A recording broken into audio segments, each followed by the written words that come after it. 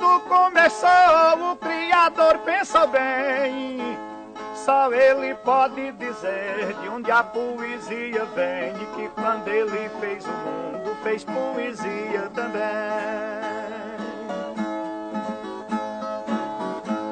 Nossa poesia vem como flor na ventania. Pra mim poesia e Deus nasceram no mesmo dia. Enquanto Deus existia, existirá a poesia. Essa doce melodia é pura igualmente a flor, perene como uma fonte, irmã gêmea do amor, e por isso também faz parte das obras do Criador. Eu não vejo a sua cor, mas me orgulho por tê-la. No jardim é rosa virgem, no espaço é uma estrela. Peça que nós somos donos e os olhos não podem vê-la. Poesia e a estrela herdada na antiguidade, nasceu do parto da luz e doída com a saudade. Ninguém mais tem o direito de saber da sua idade. Poesia e a saudade da dor da separação, nasce no pomba do peito para fazer germinação. Peça abstrata que enfeita o museu do coração. Foi na Grécia a inspiração nos tempos anteriores.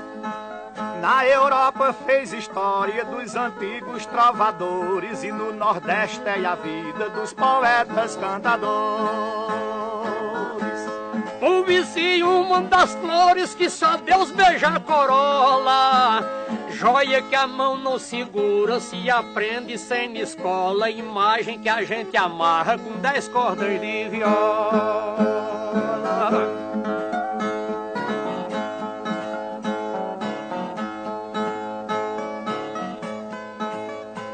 Repente é uma coisa que se faz depressa, né?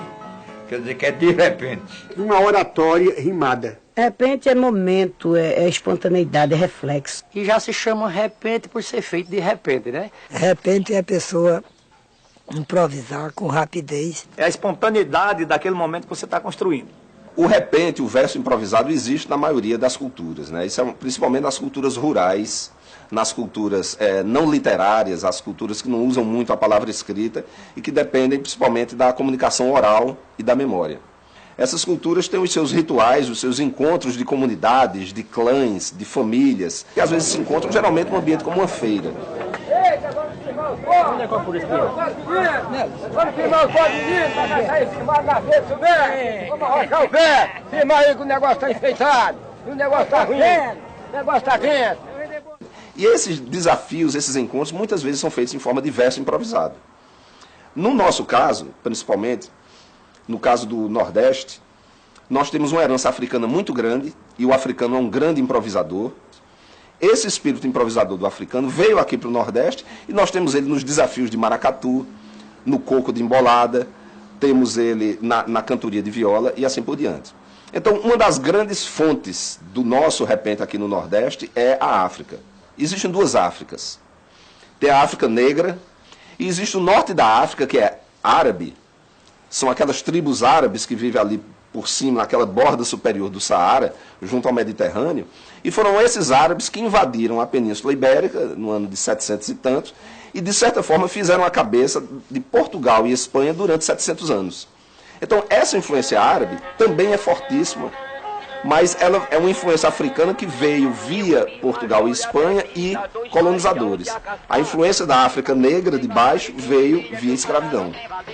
Mas são duas fontes de cultura africana, de improviso africano, que vieram se reencontrar aqui no Brasil.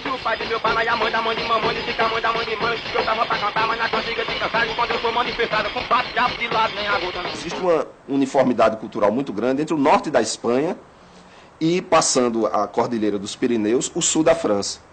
E foi no sul da França que se criou esse tipo que nós chamamos hoje o cantador, o menestrel. o poeta ambulante que com seu instrumento nas costas vai de lugarejo em lugarejo, de cidade em cidade, de castelo em castelo, cantando para as pessoas poderosas e para as comunidades humildes.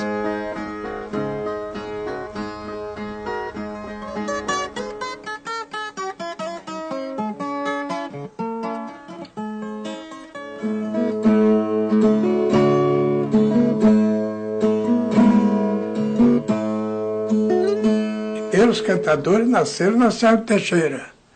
O mais importante agora não é a questão da origem, né? Porque a questão da origem de todas as coisas ainda é muito questionável, até dentro da própria história, como nós sabemos disso. Mas acontece que realmente aqui sim, aqui no Nordeste brasileiro, foi onde ele adquiriu a característica própria. Aí sim, aí se tornou original. As pessoas já têm a característica de um repentista, como por exemplo naquela região do Teixeira.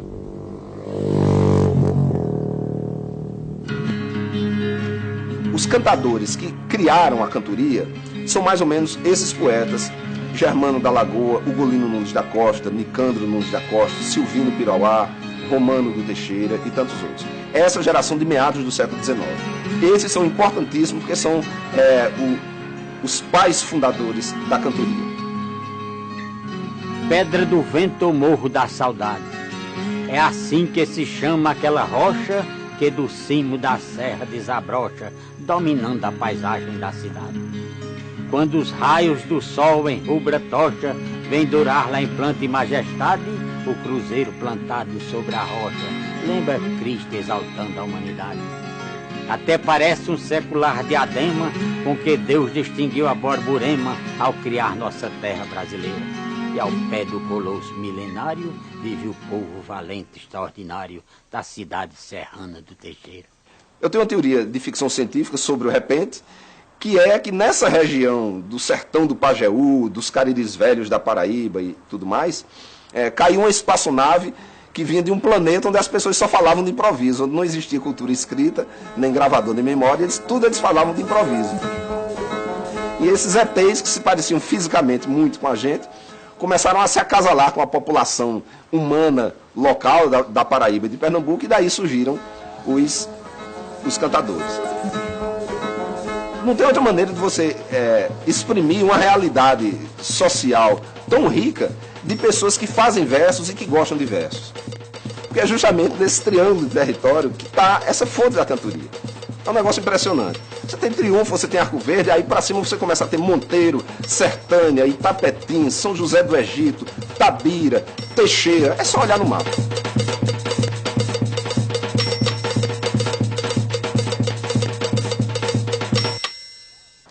Todos esses lugares, se isso emitisse luz, e o satélite que sobrevoa a Terra fotografasse isso durante a noite, ia estar a Paraíba e Pernambuco todos assim no escuro, e essa região ia estar assim, ó, piscando, se poesia brilhasse. Porque se produz muita poesia, os grandes cantadores são daí.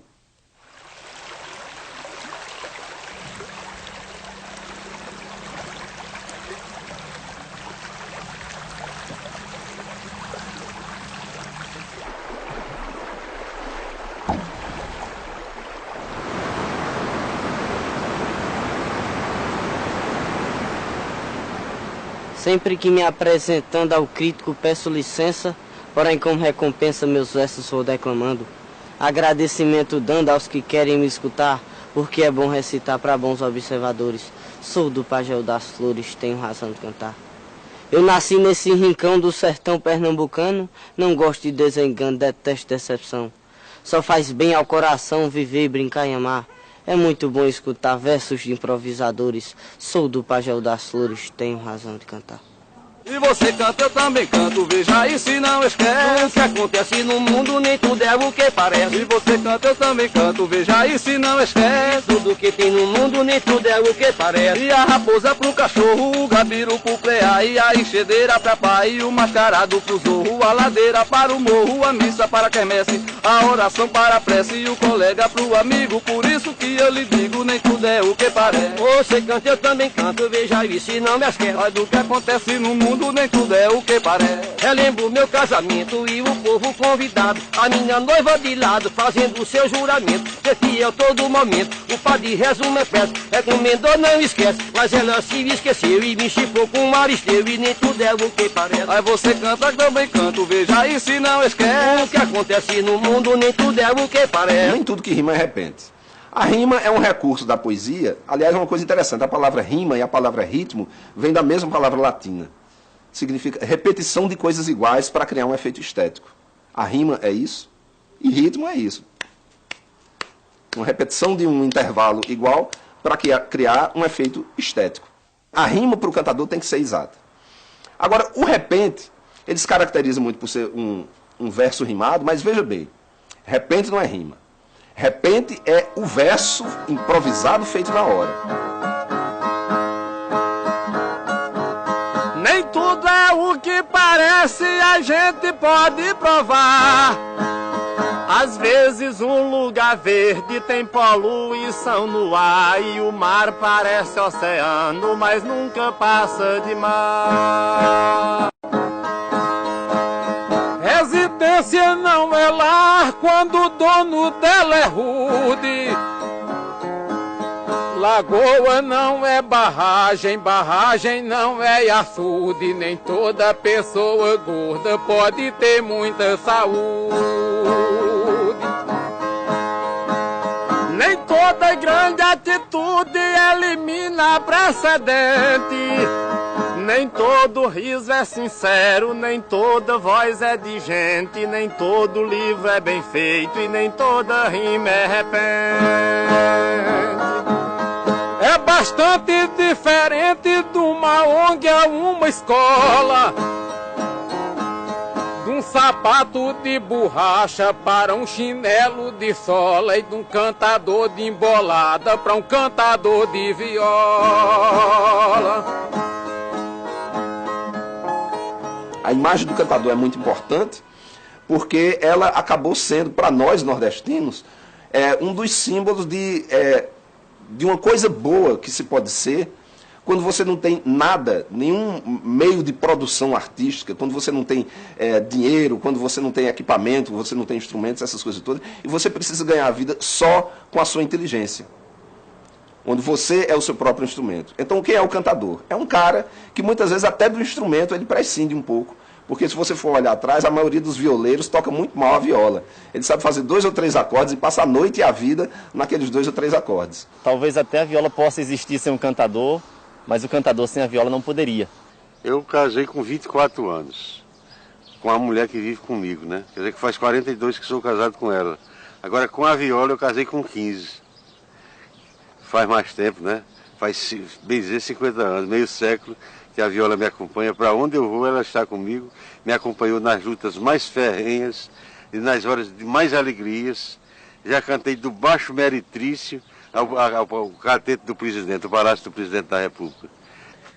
A viola é minha cara metade, minha história, minha identidade, minha arma de trabalho, minha companheira, porque sem ela eu jamais seria identificado. Então, a viola é para mim o resto da cantoria. Eu sou um objeto e ela é um complemento.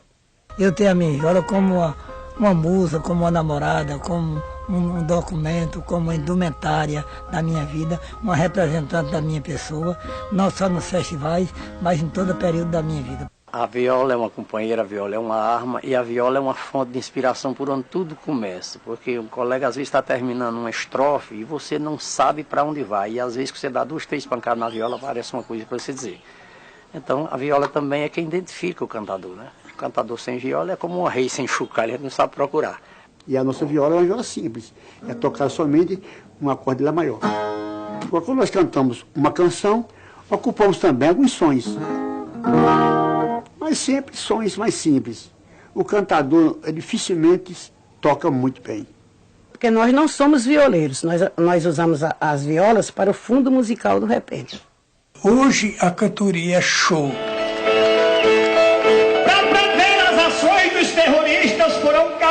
milhões com a Interpol, Cochimbeg, Polindre e Europol, e sem sucesso as polícias são mal vistas.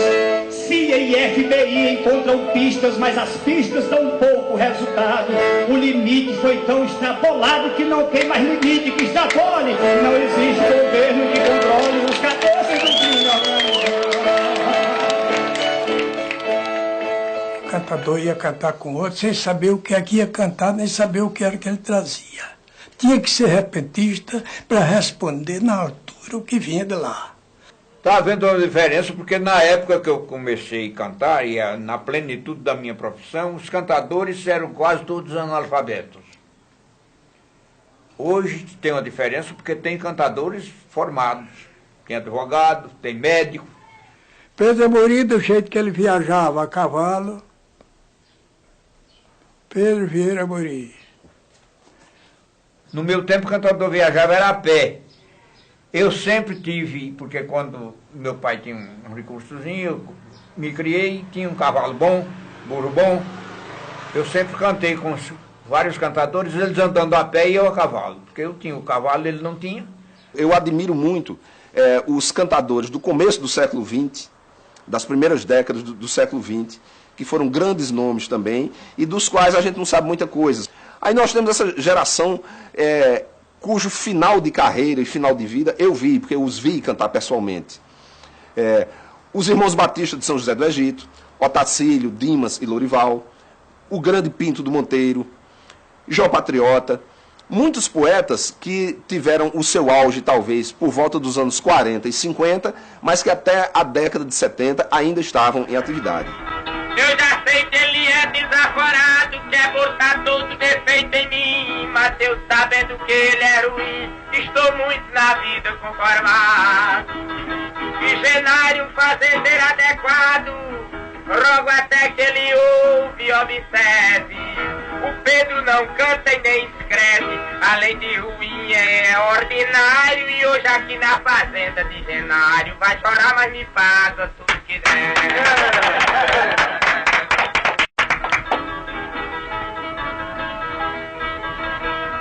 Eu sou mestre que canta pra você, sou um Costa no seu papel político, sou igual Zé Fernandes, grande crítico, sou Roberto cantando e sou um J Silvestre na TV, sou a Rússia na bomba e no fuzil.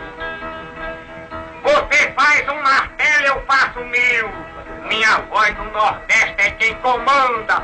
Nem Francisco Buarque de Holanda tem a fama que eu tenho no Brasil. Dentro da poesia popular tem muito esses poetas excêntricos, né? Que cantam o que vem na cabeça, pouco se preocupando se aquilo faz sentido ou não. Zé Limeira talvez seja o mais famoso de todos. E Zé Limeira é uma figura muito lendária, porque contam-se muitas histórias apócrifas sobre ele, histórias que atribuem a ele sem ter se passado com ele.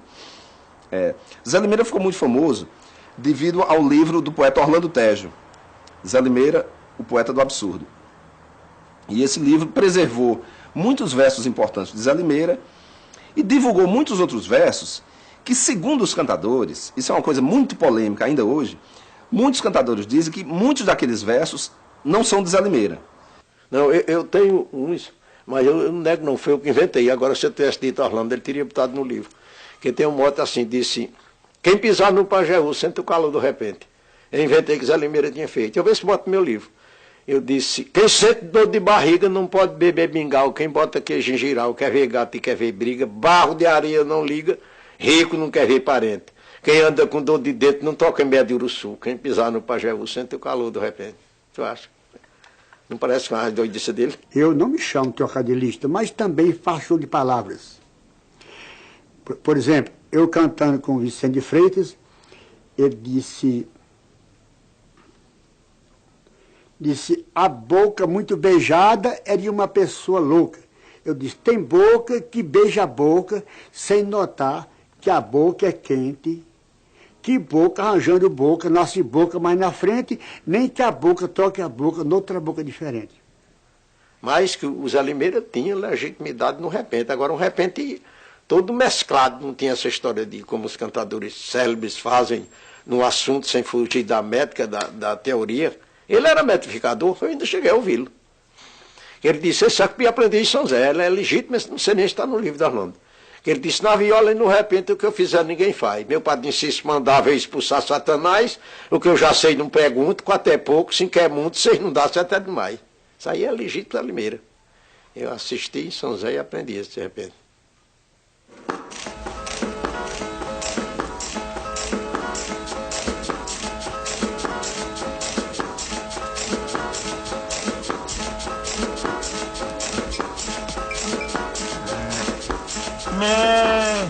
João Paraibano, Zé de Casusa, Patateiro da Saré, Adalto Ferreira, Severino Pinto, Severino Ferreira e Elza Galdino. Já tem um aí que já viajaram. Eu, quando era vaqueiro, ouvi 2 cantadores cantarem, um sobre Dorival tem Maria, outro Mané Clementino, fez daquela ilusão. Depois andei por aquele mundo de sertão, comprando gado, vendendo do Piauí nesse tempo, em Rio Branco, hoje Arco Verde. Tive um tempo na polícia 2 anos. Quando saí, chegando no município onde eu sou, havia uma cantoria de Mané Clementino e o sogro desse aqui. Eu fui ouvir a cantoria. E lá, fui dizer que também daquele jeito eu também canto. Assim, se é desse jeito eu também canto. Aí me botaram para cantar sem eu saber. Se ele for dizer que eu, se continuasse, eu viria a cantar muito. Eu me iludi com isso e consegui isso até hoje. Diga, meu filho. Diga lá. É? É um fotógrafo. Pinto tinha muita fama, porque foi um cantador que começou a cantar desde pequeno. Tomou o nome de Pinto porque ele nasceu pequeno mesmo, chamavam ele de Pinto. Um Pinto cantando. Pinto sempre foi assim, um gênio do repente, jamais substituído. Porque Pinto Monteiro, a especialidade dele era fazer repente, não era cantar decorado, era fazer repente. Todos os troféus que Pinto ganhou por aí afora em festivais foram feitos de improviso, com um cabra caindo de uma cadeira, um cabra passando um troço assim. Ele empurrava dentro do clima dele e já estava a violinha de ouro já reservada para ele. Eu encontrei em Pinto, acho que o maior cantador do mundo.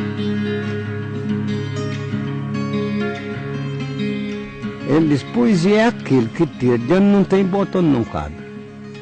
E é verdade. O poeta tira uma coisa, Deus não tem botão não cabe.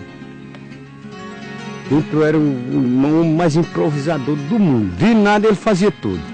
Ele era meio durão. Mas quando botava para conversar, mas conversava, ria, mangava do povo, anarquizava. Ele era assim.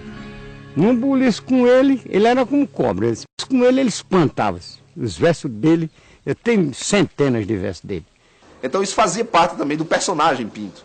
O fato que ele era azedo, ranzinza, e que bastava você provocar para ele vir para cima de você com água e lenha, entende? E meter o verso para cima. Foi, possivelmente, o maior cantador que existiu. Esse Pinto já fez uma careta em um dia de sábado com muito cedo, que o macaco dali correu com medo e um saguém ficou de língua preta. O soldado deixou logo a corneta e o rio estava cheio e apartou. A feira também se acabou e os santos tiraram o pé da cruz e o padre que tu acende a luz, sua boca ainda abriu, mas não fechou.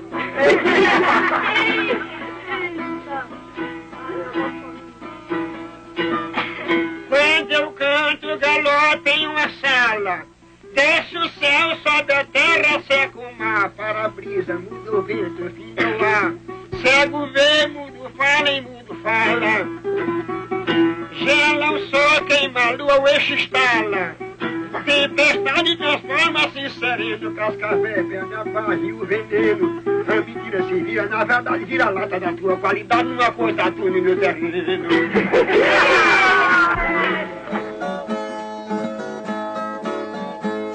Quando o sol mostra o crepúsculo, que o dia chega ao fim, um aperto, uma tristeza eu sinto dentro de mim. Enquanto estou contemplando, eu fico a Deus perguntando se o fim da vida é assim. Quando a tarde chega ao fim, na terra esfria o calor. A abelha volta ao cortiço, o sereno cai na flor. É quando a lua de prata dança por cima da mata, deixando o chão de outra cor. Nos confins do interior, tudo fica diferente. O sol, um príncipe cansado, vai descansar no poente. A natureza entristece que o fim do dia parece o fim da vida da gente. Na morte do sol poente, a treva escurece o monte.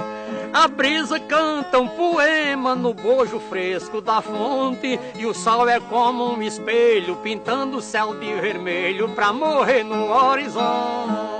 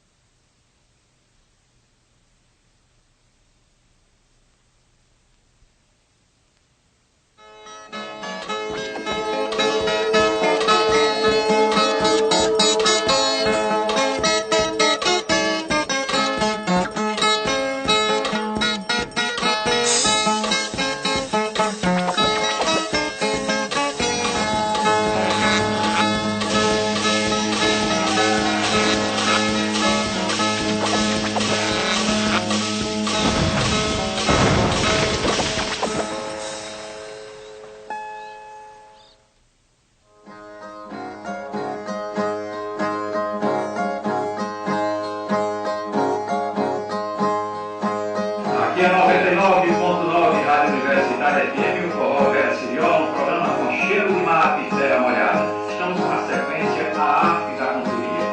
Nesta sequência a gente percebe poetas repetistas. Fiz programa de TV e fui às rádios principais. Do folheto de cordel fui aos clássicos geniais, mas a escola da vida me ensinou muito mais.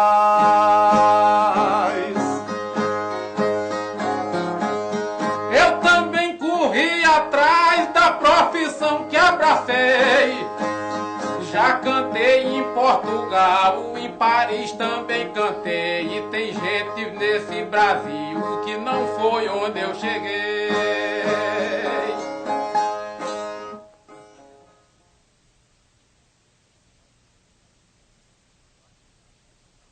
Eu acho que a questão da urbanização vai depender muito do poeta repentista, que ele não perca as suas origens, que ele volte sempre ao interior para se reabastecer da poesia, da convivência com o homem do interior, para que ele possa mostrar à cidade o que ainda existe, o que no interior, né? Os costumes da região rural.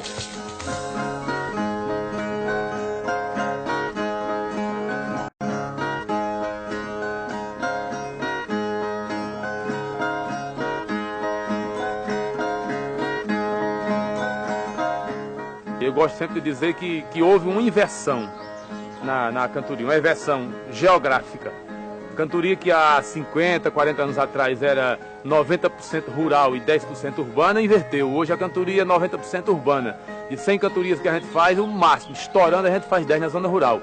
Aí você poderia perguntar, mas o homem da zona rural deixou de gostar de cantoria? Eu ia dizer que não. Ele deixou de poder, na maioria das vezes, acompanhar a cantoria. Ao longo do tempo, os governos deixaram de investir na zona rural, no homem do campo. Ele foi perdendo o poder aquisitivo, o cantador foi se profissionalizando, foi criando uma estrutura com telefone, com carro, com comunicação, computador, internet. Aí ele teve que ir acompanhar isso aí. A palavra é verdadeira no lugar que chega a bala. Palavra tem o poder de dominar qualquer sala. Tem mais poder que um canhão cheio de pólvora e de bala. Cantador canta, mas fala e ocupa vários assentos. Sabe falar de riqueza e dos sertanejos sedentos, sem trazer nada de casa a não ser seus instrumentos. Palavra todos os momentos possui o seu poder crítico. Tem a palavra da gente e a palavra do político. Foi com palavra que Cristo curou cego e paralítico. Cantador também é crítico e tem com Deus um compromisso. Vem a vida da pobreza, fala do politomiço. E a gente ou nasce com dom ou morre, não chega a isso.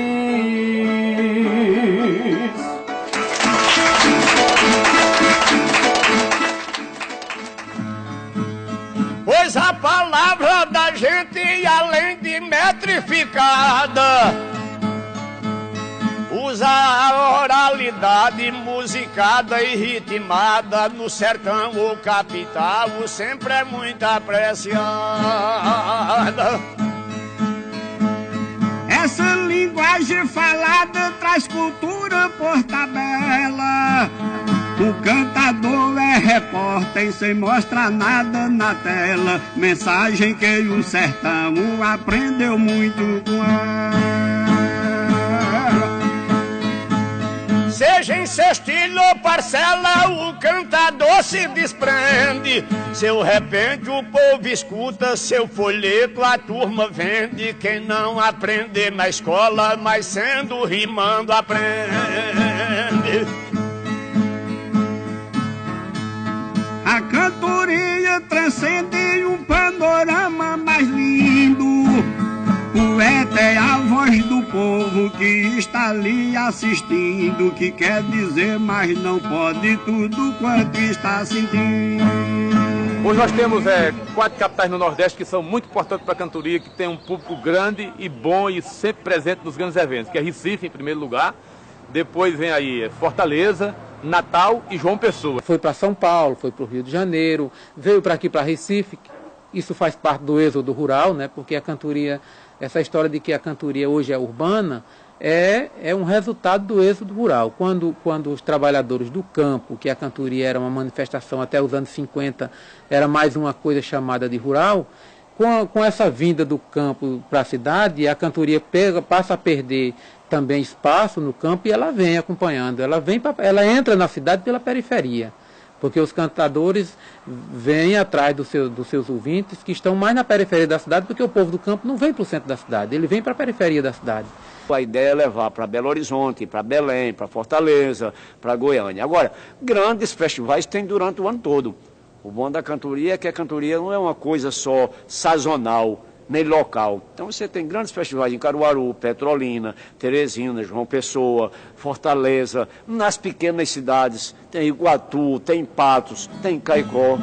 Quem não é nem copleiro e nem prendeiro, ou em Cuba chamado decimista, no Nordeste é chamado repentista, de improviso e poeta violeiro.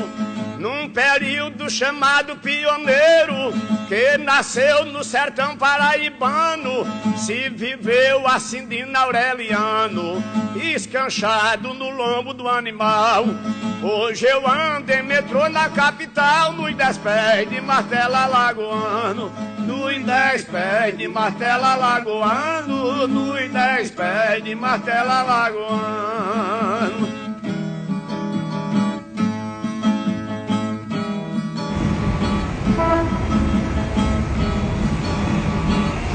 Comecei nesse ramo em 73, resolvi montar meu estabelecimento, já estou há 24 anos, graças a Deus foi uma das melhores coisas que eu fiz.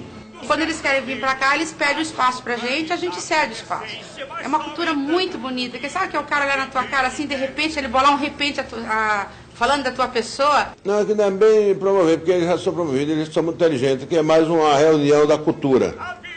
Eles se reúnem aqui, os amigos, os conterrâneos que fazia tempo que não encontravam o outro, eles se encontram aqui. De Farias Brito, a dupla de nordestino que faz trabalho bonito.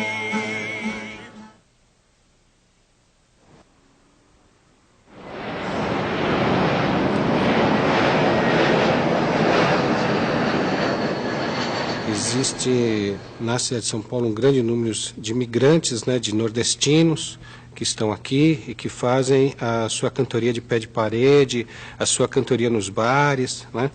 E o repente, não sendo uma atividade de rua, né, que as pessoas confundem muito o repente com uma atividade de rua, mas ela está sempre ligada a uma instituição, ou nos bares, ou em outros lugares, assim, casas de família, né?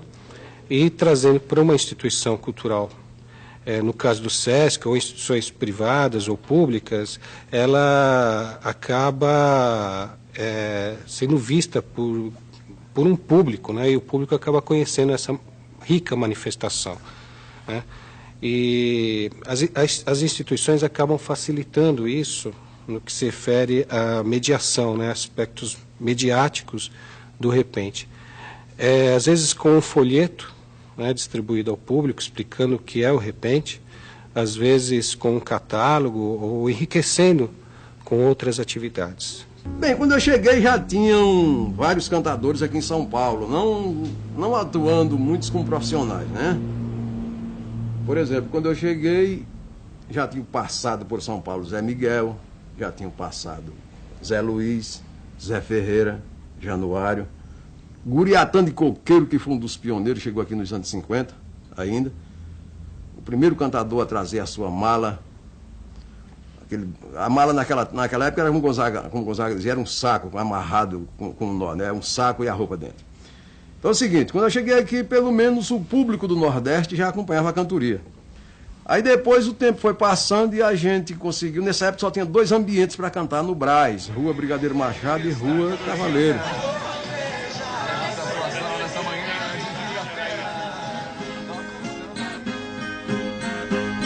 Sou poeta, cantador, desde o tempo de menino. Saí de lá pra São Paulo pra cumprir com meu destino. O Brasil conhece em peso o cantador nordestino.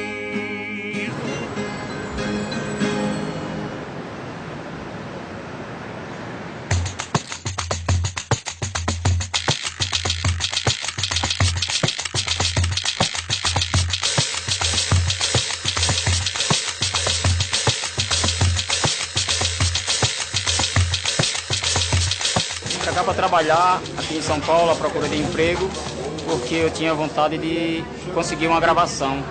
E através do meu trabalho aqui, eu consegui gravar 3 CDs. Eu sou filho do Nordeste, vaqueiro fui no sertão. Passei a vida zelando o gado do meu patrão. Numa fazenda lutando, de vez em quando ganhando um troféu de campeão. Eu gostaria de estar no interior, no sertão, vendo o gado correndo na pista, na estrada, poeira voando, né? Aqui a gente fica vendo barulho de carro, fumaça, de muita poluição.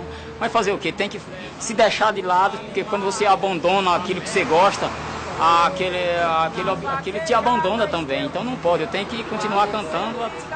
Teve espaço, teve lugar, alguém convida, a gente tá lá.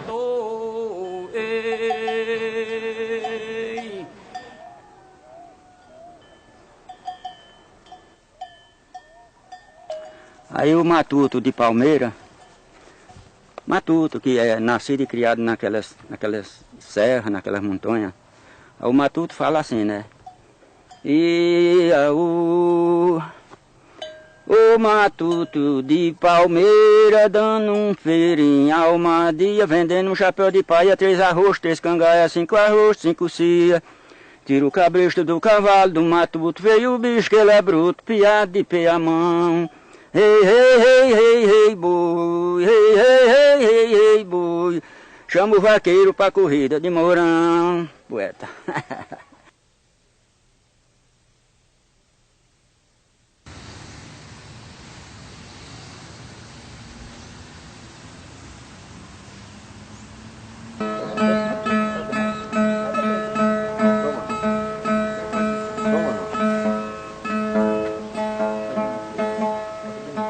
A partir de 1974, não só eu, mas uma geração de cantadores passou a usar, a encarar a profissão de cantadores como uma profissão, 24 horas, quer dizer, sem fazer outra coisa. Para isso, usando o respeito, criando um horário certo de cantar, que não havia um horário limitado, era de 7 da noite às 7 da manhã. Não havia ajuste, só havia bandeja, não havia ingresso. Então, o ingresso de cantoria, o horário de cantoria, né, o tratamento, o respeito, eu acho que eu aí contribuí muito para que o cantador saísse daquele nível folclórico em que o pessoal encarava o cantador. Agora, a importância do Ivanildo foi incrível. Ele ainda hoje é um dos cantadores de viola mais aperfeiçoados do Brasil. E foi ele que deu o impulso para a profissionalização da categoria. Chegava numa cidade do interior, aquela pessoa que gostava, o ouvinte de cantoria, hospedava o cantador na casa dele, dormiu numa rede, cantava a noite toda, não tinha disciplina de horário. E então, depois de Ivanildo Villanova, ele moralizou, ele dignificou realmente a cantoria. E é um dos cantadores mais aperfeiçoados do Brasil. A cantoria dá possibilidade do cantador ter uma profissão durante 25, 30 anos, que é o tempo de trabalho de qualquer outro profissional. E aí você não tem uma coisa que dispara, que ganha 5, 10, 15 milhões durante 2 anos e depois desaparece. Mas você, ao longo de 25, 30 anos, você tem estabilidade profissional e isso é a coisa que é mais interessante na cantoria, ao meu ver. Vou parar aí, vai revê-lo, velho. Nem vai tu levar. Vai, até que enfim. Obrigado pelo convite que você vai no seu baú. Obrigado pela carona aí, viu? Até a próxima, né, velho? Viu? Sejam bem-vindos. Um abraço. Até a próxima. Tchau.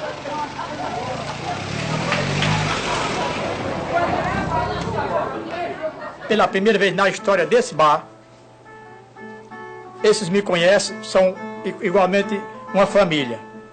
Nunca um cantador de viola cantou dentro do meu bar. Aqui a gente declama, conta história, mas no improviso. Outro dia pediram para o poeta João Paraibano, eu digo, aqui não é o local dele cantar, não. Hoje eles vão tocar porque eles estão fazendo uma filmagem, um trabalho. Mas João Paraibano e Sebastião Dias não cantam no meu bar por dinheiro, e nem cantador de viola nenhum. Agora eu vou lhe dizer por quê. Porque eu amo tanto a poesia e não posso dar atenção. Cantoria de viola é um produto divino. É uma história do povo do meu sertão nordestino, que eu aprendi com meus mestres, quem não souber eu ensino.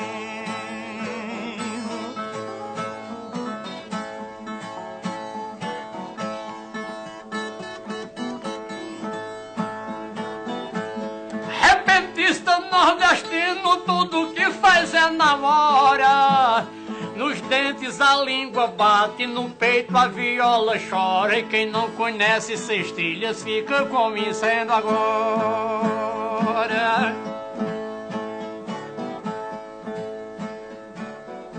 E hoje é muito boa a fase que a cantoria está atravessando, com um público maior, é interessante. Que as agências descubram que